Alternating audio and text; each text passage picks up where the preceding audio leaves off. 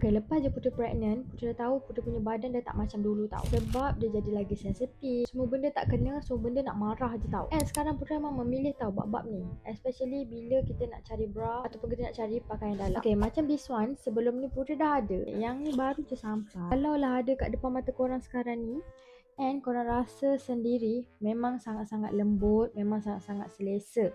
Sebab belakang ni dia seamless tau. So kalau korang pakai ke apa, dia tak akan nampak lah kesan-kesan belakang kita tu. And macam Putri cakap, lepas korang pregnant, mesti korang terus akan bersalin. So that's why benda ni sangat-sangat best. Dia ada cangkuk tau. So memang boleh terus korang akan jadi BF mom, betul tak?